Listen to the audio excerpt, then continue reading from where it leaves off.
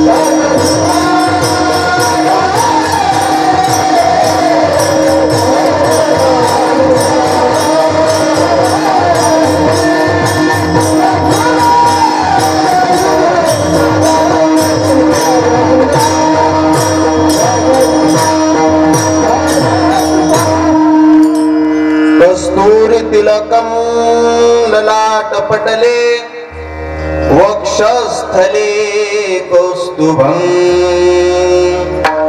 नासाग्रे वरमोतिकं करतले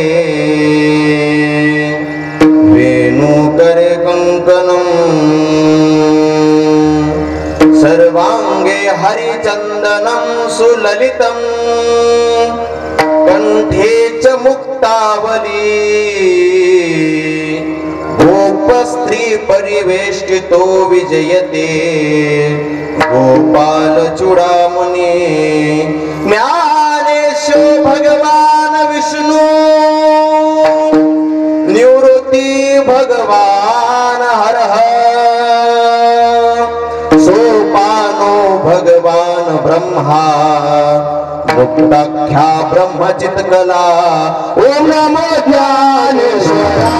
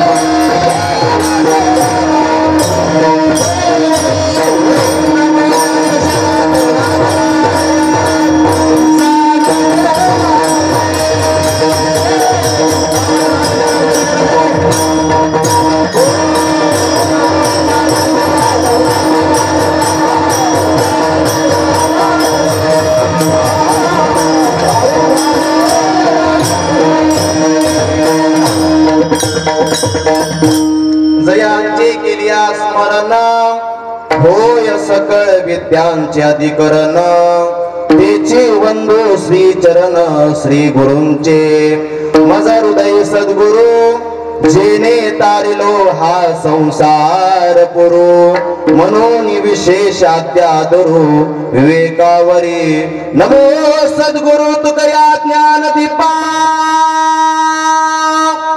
नमो सद्गुरु सच्चिदानंद रूपा नमो सद्गुरु भक्त कल्याण मूर्ती नमो सद्गुरु भास्करा पूर्ण कीर्ती घ्यावी घ्यावी माझी सेवा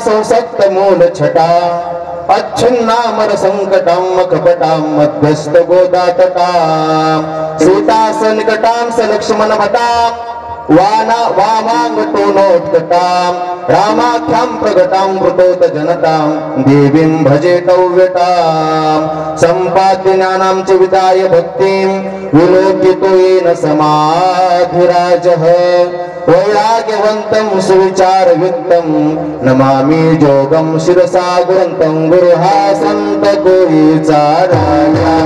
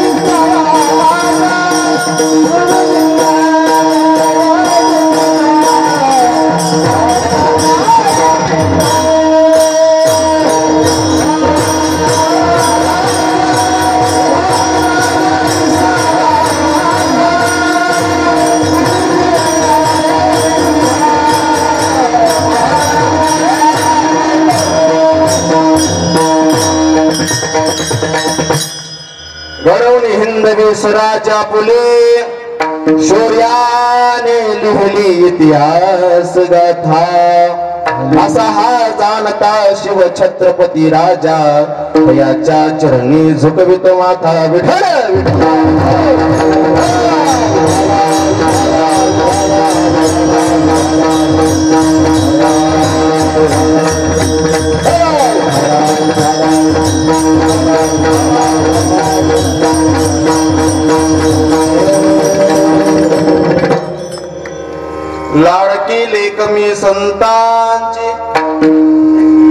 लाडकी लेकमी संतांची मजवरी कृपा बहुतांची अखई चुडा हाती आला अंकन मोती नाकाला प्रस्तुत प्राप्त प्रसंगी संप्राप्त कीर्तन रूपी सेवेकरता निवडलेला अभंग महान भगवत भक्त विश्व सम्राट संत सम्राट विश्ववंदे महाराष्ट्र भूषण सकल जन बोध संसार गती रोध पंढरी पत साधक श्रीमंत श्री जगद्गुरु तुकोबाराय त्यांचा अत्यंत महत्वाचा सर्वांच्या परिचयाचा फार नाही तर 4 चरणाचा भंग सेवेकरता निवडलेला आहे विठ्ठल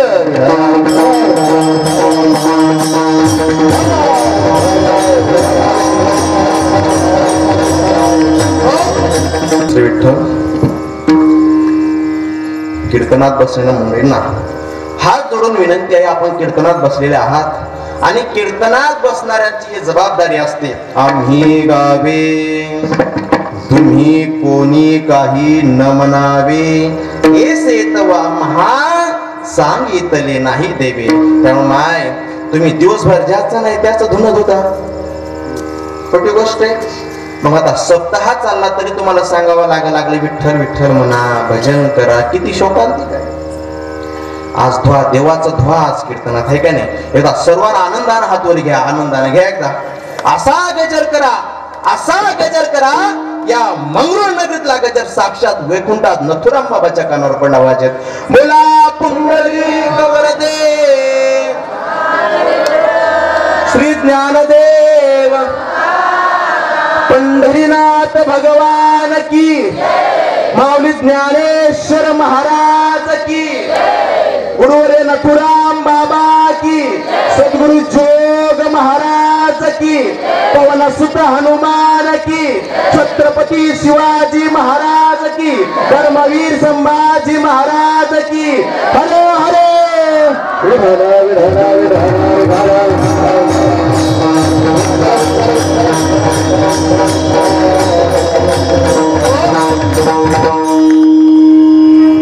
संत शिरोमणी वैराग्याचे महामेरू श्रीमंत श्री जगद्गुरु तुकोबाराय या अभंगातून गुरुनाम गुरुवर्य प्रातस्मरणीय वैकुंठवासी वैराग्य मूर्ती नथुराम बाबा यांच्या आत्मपरिचय विषयीची मीमांसा करतात. आता आत्मपरिचय विषयीची मीमांसा म्हणजे काय हो, तर मीमांसा शब्दाची व्याख्या जमिनी करतात. यत्र सूक्ष्म विचाराः तत्र सा मीमांसा. ज्या ठिकाणी अतिशय सूक्ष्म विचार केला जातो त्याला मीमांसा असे म्हणतात. आता उदाहरण घ्यायचं असले ते आमचे कृष्ण महाराज पखवादार आहेत, बरोबर. आता कृष्ण महाराज हे काय पखवा काय तो पखवा, पण तो पखवा दे का तिथे इकून काय धूम, धुमाच्या वरच काय गजरा, त्या गजऱ्याला असं आडवं काय वाती. आता इकून काय पुडी, पुडीवर वरी काळ काळ काय छाय, त्याच्या अलीकडे काय लव आणि त्याच्या अलीकडे च्या. हे काय झाला सूक्ष्म विचार झाला. पण तुम्हा मला जर विचारलं सरळ सरळ बाबा हे काय, आपण काय म्हणतो पक्वा, कारण ते त्यातले तज्ञ आहेत म्हणून ते सूक्ष्म विचार करायला लागले. आणि आज एका महान पुण्य स्मरण एका महान संतांच्या पुण्य स्मरणानिमित्त हा सप्ताह चालू आहे.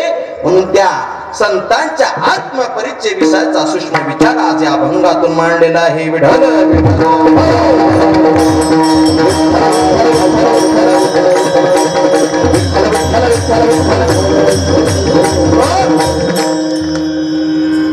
संकल्पित वेळेमध्ये आपल्याला अभंगाच्या पदापदाचं चिंतन करायचं आहे. खटवांग रायाला 1 तास उरला होता कृष्णाला. किती 1 तास खटवांग रायासी 1 तास उरला होता महाराज. आपल्याला किती आता विचार करा तुम्ही गायक म्हणून, हे का नाही. आपल्याला कमी धाय जास्त रंग काढायचे आहे का नाही. संकल्पित वेळेमध्ये अभंगाच्या पदापदाचं चिंतन आपल्याला करायचं आहे. परंतु तत्परी वारकरी संप्रदायाच्या नियमाप्रमाणे अल्पसा परिहार देणं अत्यंत महत्वाचं आहे. शास्त्राचा तसा लिखित दंडक आहे बाबा. तुम्ही मसाल त्याला काय पुरावा आहे ना पुरावा. वक्त्रायद संपदेत तच्चतुर्धम भज्य संवदेत प्रथमां प्रतिज्ञां च द्वितीयां उद्घातकं च तृतीयां प्रस्तावनां च चतुर्थं विशदीकरणं च. तुम्ही मसाल माय महाराज हे काय आमच्या लक्षात बसलं नाही. तर याचा मराठी सरळ सरळ अर्थ असा होतो, जो बोलणारा आहे, जो भाषण करणार आहे, जो वक्ता आहे, त्यांना आपलं बोलणं हे 4 भागामध्ये विभागलं पाहिजे. किती भागामध्ये 4 भागामध्ये. तर त्यातला पहिला भाग आहे प्रथमां प्रतिज्ञां च. याचा विको कमी करा, पण वाटलंच थोडा आवाज कमी करा, यायलाच ऐकवायला पाहिजे असं हे की नाही. विठ्ठल विठ्ठल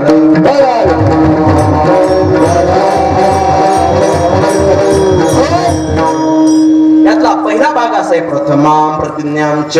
प्रतिज्ञा. आता प्रतिज्ञा म्हणजे काय हो, तर प्रतिज्ञा म्हणजे जे कार्य चालू आहे त्या कार्याचं थोडक्यात वर्णन करणं म्हणजे प्रतिज्ञा होईल. आणि दुसरा भाग आहे द्वितीयां उपोद्घातकं च. आता बोला महिला म्हणजे उपोद्घात म्हणजे काय हो, न शिजलेला न शिजलेला भात नाही माय. उपोद्घात म्हणजे याला मराठी शब्द आहे परिहार. आणि हा परिहार कशाला म्हणतात, तर कार्य कारण भाव संबंधाने जे कार्य चालू आहे त्या कार्याचं कारण प्रतिपादन करणं म्हणजे परिहार होय. आणि हा परिहार देवाजवळ द्यावा लागत नाही, संतांजवळ द्यावा लागत नाही.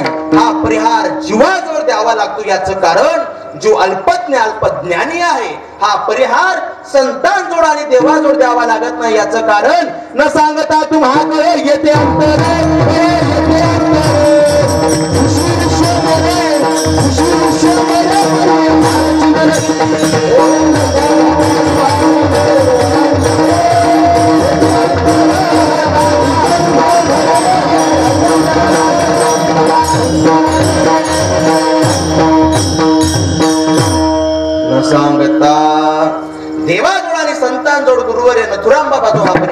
लागत नाही का?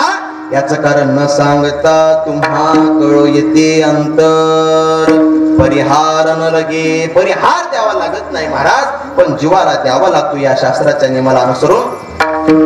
अखिल कोट ब्रह्मांड नायक अकार करुणा वरुणालय भक्त वांचा भक्त कल्पतरू रुक्मिणी प्राण संजीवन कटेवर हात आणि विटेवर उभा असणारा भूवैकुंठ नायक पंढरीस पांडुरंग परमात्म्याच्या असीम कृपेने सर्व ग्रामस्थाच्या तरुण मंडळीच्या युवकाच्या सर्वांच्या सहकार्याने चालू असलेला हा श्री क्षेत्र मंगरूळ नगरीमध्ये गुरुवर्य वैराग्य मूर्ती नथुराम बाबा केहाळकर यांची द्वादशी पुण्यतिथी. बरोबर, द्वादशीचे ना म्हणजे तपोमूर्ती सोहळा त्यांच्या या पुण्यस्मरणाला झाला. तुम्हाला एक वेळा खरं सांगू का, तिथी पुण्य नसते, तिथी पुण्य नसते, परंतु संतांच्या अंगामध्ये एवढं सामर्थ्य असतं की ते तिथीला सुद्धा पुण्य करून जातात.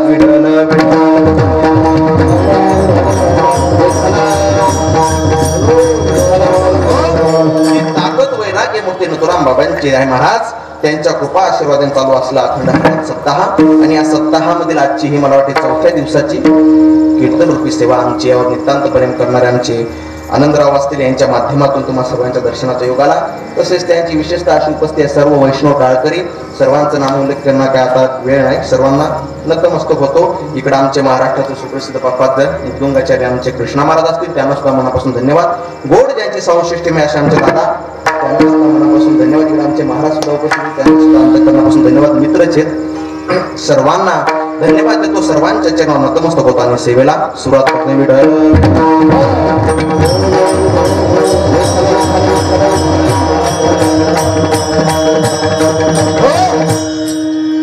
अभंग तुकोबारायचा आणि तुकोबारा या अभंगातून आत्मपरिचय विषयीची मीमांसा करतात, म्हणजे संतांचं वर्णन करतात, संतांचा महिमा प्रतिपादन करतात.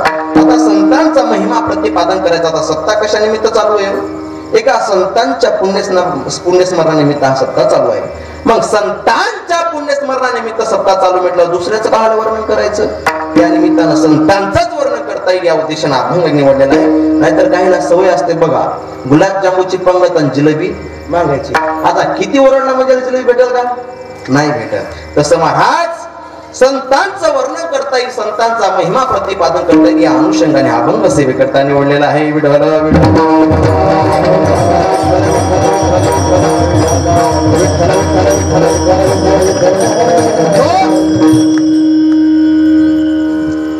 गेली मला वाटते 12 वर्ष हा सप्ताह, 12 वर्ष पुण्यस्मरण आहे बाबाचं. आनंदाची गोष्ट आहे. मी नेहमी सांगत असतो मंडळी, एका पातेल्यातून दुसऱ्या पातेल्यात टाकलेली दुधाची धार ती मंडळी अशी शेवटला अशी तुटक होती शेवटी, आणि त्याच भांड्यातून दुसऱ्या भांड्यात टाकलेली तुपाची धार ती अशी शेवटी अखंड राहते. बोला आता कोणती महत्वाची, तुपाची का दुधाची? तुपाची. का मुळे? कशामुळं? कारण ती अशी अखंड राहते म्हणून तुपाची महत्वाची आहे. तसंच साधकाच्या जीवनामध्ये भक्ती ही अखंड असली पाहिजे. कृष्ण अखंड स्मरेण जीवन राम कृष्ण नारायण. तुम्हाला जर वाटत असेल आपलं जीवन कृत्य व्हावं, गुरुवर्य नथुराम बाबांची आपल्यावर कृपा व्हावी आणि भगवत साक्षात्कार आपल्यावर व्हावा, तर महिला मंडळ संतांची सेवा ही आपल्या जीवनामध्ये अखंड असली पाहिजे. संतांच्या सेवेला आपल्या जीवनामध्ये महाराज अत्यंत महत्व असलं पाहिजे. कारण संतांच्या सेवेशिवाय महाराज भगवंताची प्राप्ती होऊ शकत नाही. हरिप्राप्तीसी उपाय, हरिप्राप्तीसी उपाय.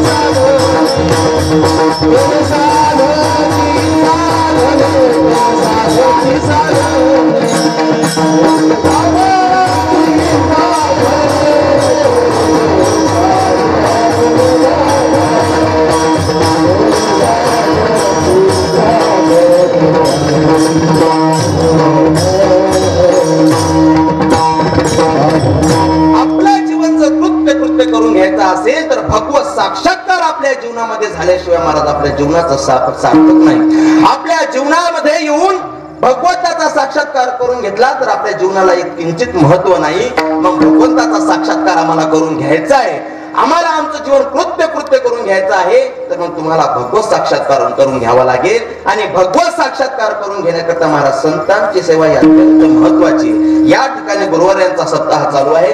टेहाळकर बाबांच्या या सप्त्यामध्ये तुम्ही महिला मंडळ नुसतं झाडून जरी काढलं तर कीर्तनकाराला जे फळ आहे इथं झाडून काढणारा सुद्धा तेच फळ आहे. इथं गायन करणारा सुद्धा जेवढं कीर्तनकाराला फळ आहे तेवढं त्याला तेच फळ आहे. फक्त हे अदृष्ट फळ आहे आणि जे दिसतं ते दृष्ट फळ.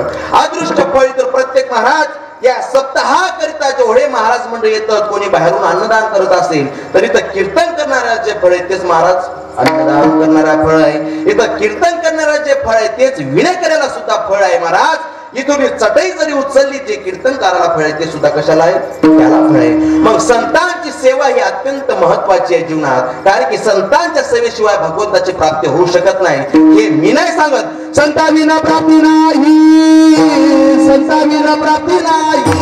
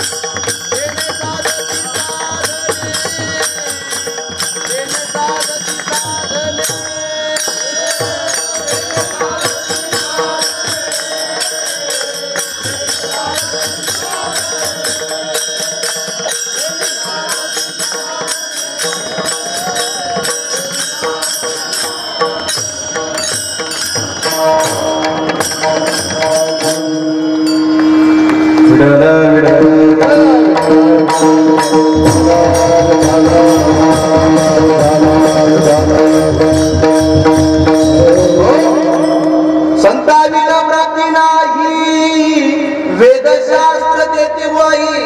संतांशिवाय भगवंताची प्राप्ती होत नाही हे मी नाही सांगत, तर हे वेदशास्त्र देते ग्वाही. कारण आपल्या प्रत्येकाच्या अंतःकरणात 3 प्रकारचे दोष आहेत आणि ते 3 प्रकारचे दोष महाराज संतांच्या सेवेशिवाय नष्ट होऊ शकत नाही. कोणकोणते दोष बोला?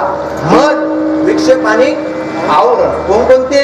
लक्ष द्या. मन, विक्षेप, आवरण. गायछाप, तंबाखू, सुना. वा, हे प्रत्येकाच्या नाही अंतःकरणात, हे किंचित जणांचे महाराज. परंतु आताचा तरुण कृष्णा महाराज व्यसन आणि फॅशनच्या नांदी लागून बरबाद होत चालला. तुम्हाला खरं सांगू तरुण मंडळींना, अरे व्यसन आणि फॅशन करून तुम्हाला मिळतं तरी काय?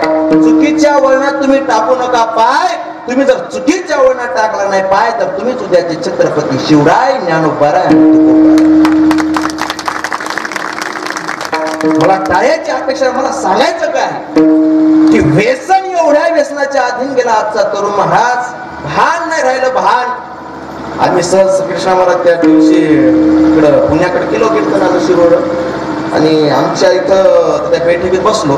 बैठकीत बसल्याच्या नंतर महाराज तिथून एक जे नियोजन करायचे आला, महाराज आमचा पोरगा एवढा गुणी आहे, एवढा गुणी आहे, माझ्या शब्दाच्या सुद्धा पुढे जात नाही. आणि मला पाहिलं की महाराज मग तर काहीच करत नाही, काहीच करत नाही. तेवढ्यात त्याचा बाप गेला लागला ना तो तंबाखू चोळायला. काय तू तर लय गुणी होता, तर बाप तर लेखून गंगाव लागला. म्हणे महाराज मी एवढा गुणी आहे, माझ्या बापा देखत काहीच करत नाही म्हणे. मग मी बापाला भीत का? बापाला काय हो, बापाच्या बापाला भीत नाही म्हणे मी, बापाच्या बापाला भीत नाही म्हणे मी. पण कसं असते माघारी जर असं हे करावं लागते महाराज. बरं बरं बरं चला म्हणलं. मग आता कीर्तन आलं तर महाराज त्यांचं चोळत उठला आणि कीर्तनाला निघून गेला माझ्यासोबत. आणि मग चालता चालता मी म्हणलं का रे आता तर ठुंदे तिकून तो बाप या लागला. त्यानं बाप गेलो पाहिलं नाही महाराज, तसं त्याचं लक्ष खाली. आणि तेवढ्यात त्याचा बाप पुढे आला. बाप पुढे आला की असं मात्र त्यानं हात घेतला. जरासं पुढे गेलो. म्हणलं का रे तू जराशी लाज वाटते का? खोटा बोलतो तू, खोटा बोलतो. आताच तर म्हणला बाप्पाच्या बाप्पाला भेट नाही, मग हात कशाला माग घेतला? आणि महाराज त्यात भ्यायचं कारण काहीच नाही म्हणला, मी जे तंबाखू चोळतो ना त्यातली अर्धी मा बाप म्हणा तू मागून घेत होता. शोकांतिकाची हसायच्या गोष्टी नाहीत, रिअल प्रॅक्टिकल महाराज एवढ्या व्यसनाच्या आधी निवडाला पोरं महाराज जे नाही ते व्यसन करायला लागले.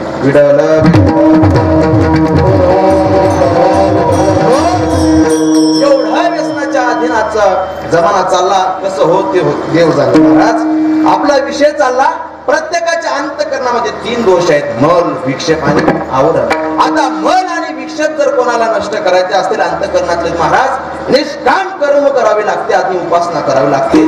आपले ग्रंथकार सांगतात निष्काम कर्म उपासना केल्याशिवाय, मला वाटते विचारसागरामध्ये हा विषय आलेला आहे, निष्काम कर्म आणि उपासना केल्याशिवाय अंतःकरणातला मल विक्षेप आवरण नष्ट होत नाही. आणि ज्याच्या अंतःकरणातला मल विक्षेप आवरण नष्ट झाला तो ज्ञानाचा अधिकारी आहे. पण शेवटचा दोष राहतो आवरण. हा आवरण जर नष्ट करायचा असेल तर तुम्हाला संतांना शरण जावं लागते, कारण संतांना शरण गेल्याशिवाय अज्ञानाचं आवरण जात नाही. परिणाम ज्ञान प्राप्त झाल्याशिवाय अज्ञान नष्ट होत नाही. तुम्हाला सांगायचं मला एवढंच, तुम्ही म्हणसाल महाराज आम्हाला अज्ञानाचं आवरण नष्ट करायचंय, पण आम्हाला शरण कसं जावं हे कळत नाही, याचं ज्ञान सांगा. की मी नाही तर भगवान श्री कृष्ण परमात्म्याने किती दिवसाचं ज्ञान सांगून ठेवलंय, फक्त आपलं तिकडे लक्ष नाही. गीतेत चला, उघडा गीतेतला 4थ्या अध्याय 4थ्या अध्यायाला 34व्या क्रमांकाचा श्लोक. तत्विद्धि प्रणिपातेन परिप्रश्नेन सेवया उपदेक्षन्ति ते ज्ञानं ज्ञानिनस्तत्वदर्शिनः. भगवान श्री कृष्ण परमात्मा म्हणतो तुम्हाला तत्वाचा साक्षात करून घ्यायचा आहे का, तर मग त्या सद्गुरूंना तुम्ही शरण जा, गुरु रे बाबांना तुम्ही शरण जा, नथुराम बाबांना तुम्ही शरण गेल्याच्यानंतर तुम्हाला तत्वाचा साक्षात्कार होईल. पण महाराज तिथं आहे तरी काय, तर माऊली फार सुंदर त्याचा अनुवाद करतात. ते ज्ञान पेगा बरवे जरी मनी आठी आणावे, तरी संता या बजावे सर्वस्वी. जे ज्ञानाचा कुरवठा ते दसेवा हा दारवंटा, तो स्वाधीन करी सुभटा ओळगोनी, तरी तनु मनु जीवे चरणासी लागावे. अग्रवता करावे दास्य सकळ, मग काय होईल? गेलो शरणतनाने मनाने सद्गुरूची सेवा केली, मग काय होईल? मग अपेक्षिल जे आपुले ते सांगतील पुसले, मग अंतकरण आपुले संकल्पना नाही. मग जे ज्ञान आपल्याला अपेक्षित आहे ते ज्ञान सद्गुरू सांगतील, आणि ते ज्ञान प्राप्त झाल्याच्या नंतर काय होईल, तर भगवान श्री कृष्ण परमात्मा याच अध्याय 37व्या क्रमांकाच्या श्लोकात सांगतात. येथे रहसी समित्व अग्नी भस्मसात करुते अर्जुन, ज्ञानाग्नी सर्व कर्मानी भस्मसात कुरुते. तथा ज्याप्रमाणे पूर्ण पेटलेला अग्नी काष्टाला जाळून टाकतो, त्याप्रमाणे ज्ञान स्वरूप अग्नी तुमच्या अंतःकरणातलं पाप नाहीस करतो. परिणाम अज्ञानाचं आवरण नष्ट करतो आणि ज्ञानाची प्राप्ती करून देतो. पण तुम्ही म्हणसाल महाराज आमचं घरी भावाभावाचे धुरे कोरायचे काम पण नाही, तुम्ही सांगा लागले तनानं मनानं धनानं तिथं सेवा करा. आता महाराज आमच्या इकडे सांगलो, आमच्या इकडे एवढी शोकांतिक आहे बाबा, एकाच आईच्या पोटी एकाच रक्ताचे 2 भाऊ जन्माला येतात, पण धाकटा महाराज मोठ्याच्या धुऱ्यावर जातो, मोठा धाकट्याच्या धुऱ्यावर जातो. काय शोकांतिक आहे, एकर भर पिकवून होत नाही, नितभर धुऱ्यात मरतात.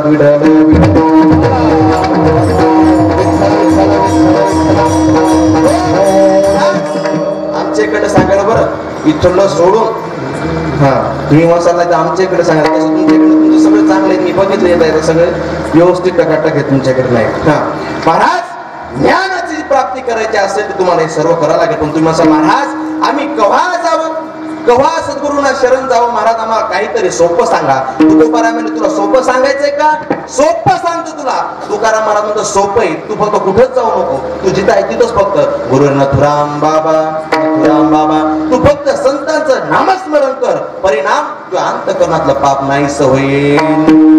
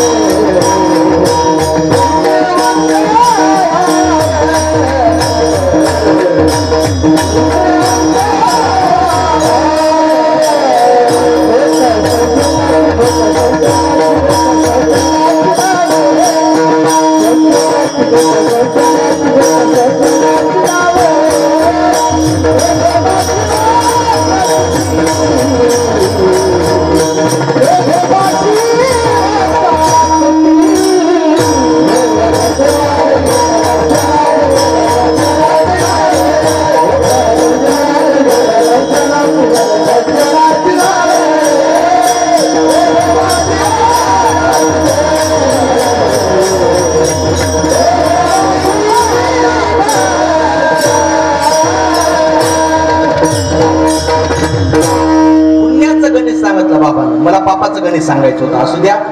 तुका म्हणे पापे जाती संतांची या जपे, परिणाम पुण्याचं गणित सांगितलं अगोदर. पापाचं गणित काय? पापाचं गणित तुम्हाला करायचं असेल तर तिच्यातून पाप वजा करायचा असेल, तुम्हाला संतांच्या नामस्मरणाचा जप करावा लागेल. आणि परिणाम त्याच्यात अधिक प्लस केल्याच्या नंतर पुण्यवंत व्हावे. घेता सज्जनाची नावे महाराज. आणि तुकोबाऱ्यामध्ये तू फक्त संतांचं नामस्मरण कर. मग ज्या संतांचं नामस्मरण जरी नुसतं केलं तर पापाच्या राशी ऑटोमॅटिक अशा संपून जातात आणि पुण्याचं महाराज उदय होतो, पुण्य वाढतं. त्या संतांची मी लाड केले काय तुकोबाऱ्या अभंगाच्या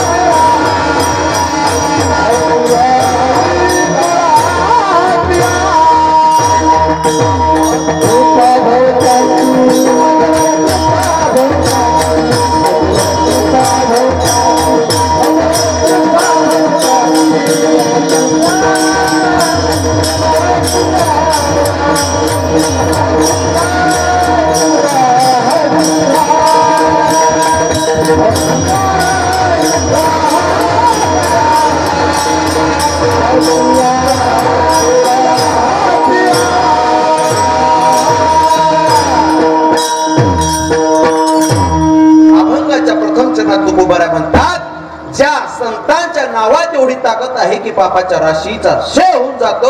त्या संतांची मी लाडकी लेक मी संतांची, त्या संतांची मी लाडकी लेक आहे. पण असं विधान करत असताना तुकोबाराय स्वतःला संतांची लाडकी लेक म्हणत असताना तुमच्या डोक्यात नक्कीच एक शंका आली असेल, एक प्रश्न नक्कीच उत्पन्न झाला असेल. तुम्हाला होतो का नाही काय जाणावं, तुम्ही हुशार मंडळी सगळे.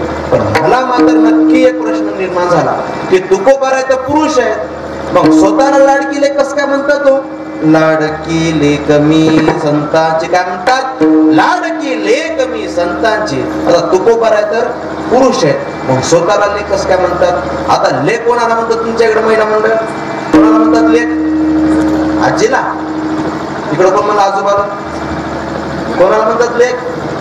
मुलीला म्हणतात. तुकोबाराय तर पुरुष आहेत, मग ते स्वतःला कसं काय लेक म्हणतात? शंका आहे ना. विठ्ठल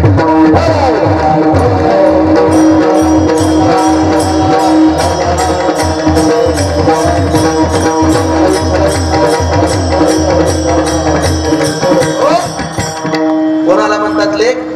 ज्या बापाच्या पोटी जी मुलगी जन्माला आलेली असते तो बाप त्या मुलीला काय म्हणतो? लेक म्हणतो. अर्थात जो जन्म देतो तो काय म्हणत असतो? लेक म्हणत असतो. असं कोणी कोणाला लेक म्हणत चालत का? हो, नाही चालत. अर्थात ज्यांना जन्म दिला ती त्याची कोण असते? लेक असते. पण या ठिकाणी तुकोबाराय तर पुरुष आहेत आणि असं विधान करत असताना स्वतःला संतांची लाडकी लेक म्हणत असताना पुन्हा बहुवचन वापरत आहेत. लाडकी लेक मी संतांची, स्वतःची नाही म्हटलं, संतांची म्हटलं. मग बहुवचन झालं, मग अनेक संत आले, मग अनेक संतांची लेक कसे विडल.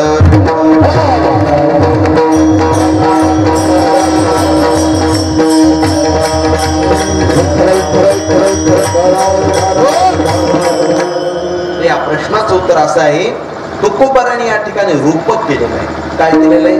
रूपक केलेलं आहे. रूपक हा एक अलंकार आहे, साहित्यातला भाग आहे. रूपक अलंकार कधी होतो? ज्या वेळेस उपमेय आणि उपमा हे दोन्ही एक आहेत अशा प्रकारचं मानून जी रचना केलेली असते तेव्हा रूपक अलंकार होतो. आता उपमेय आणि उपमा, ज्याला उपमा दिलेली असते त्याला उपमेय म्हणतात आणि ज्याची उपमा दिलेली असते त्याला उपमान म्हणतात. विडल